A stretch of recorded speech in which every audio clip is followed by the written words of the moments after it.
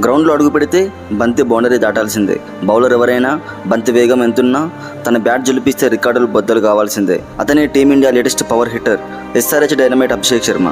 అసలు ఎవరి అభిషేక్, ఎలా మొదలైంది క్రికెట్ ప్రయాణం చూద్దాం పదండి.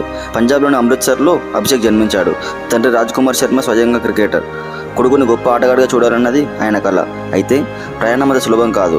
సరైన అవకాశాల కోసం గంటల తరబడి ప్రాక్టీస్, ఎన్నో ఆర్థిక ఇబ్బందులను ఎదుర్కొని పంజాబ్ అండర్-19 జట్టులో చోటు దక్కించుకున్నాడు. 2018లో పృథ్వీ షా కెప్టెన్సీలో భారత్ అండర్-19 వరల్డ్ కప్ గెలిచిన జట్టులో అభిషేక్ కీలక సభ్యుడు. ఆ తర్వాత IPLలో ఢిల్లీ క్యాపిటల్స్తో కెరీర్ మొదలుపెట్టి 2019లో సన్ రైజర్స్ హైదరాబాద్ గూటికి చేరాడు. తన ఆరాధ్య దైవం యువరాజ్ సింగ్ పర్యవేక్షణలో ప్రాడదలిన అభిషేక్ 2024-25 సీజన్లలో విధ్వంసకర బ్యాటింగ్తో అందరినీ ఆశ్చర్యపరిచాడు.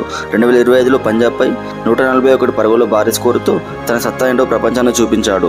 2026 మార్చిలో జరిగిన T20 వరల్డ్ కప్ ఫైనల్లో న్యూజిలాండ్పై కేవలం 21 బంతుల్లోనే 52 పరుగులు చేసి భారత్ గెలుపులో కీలక పాత్ర పోషించాడు. హైదరాబాద్లో ఢిల్లీ క్యాపిటల్స్తో జరిగిన మ్యాచ్లో కూడా 135 పరుగులతో నాట్అవుట్గా నిలిచి IPLలో తన ఆధిపత్యాన్ని కొనసాగిస్తున్నాడు. ప్రస్తుతం అభిషేక్ శర్మ నెట్వర్క్ సుమారు 15 నుంచి 20 కోట్లు ఉంటుంది. IPL 2026 కోసం SRH అతను 14 కోట్లు రిటైన్ చేసుకుంది. ఫెరారీ లాంటి విలాసవంతమైన కారులో ఉన్న గ్రౌండ్లో మాత్రం తన వినమ్రతను కోల్పోడు. పట్టుదల ఉంటే ఆకాశమే హద్దును నిరూపిస్తున్న యంగ్ హీరోకి మరిన్ని విజయాలు అందాలని కోరుకుందాం. ఈ వీడియో మీకు నచ్చితే సబ్స్క్రైబ్ చేయడం మర్చిపోకండి.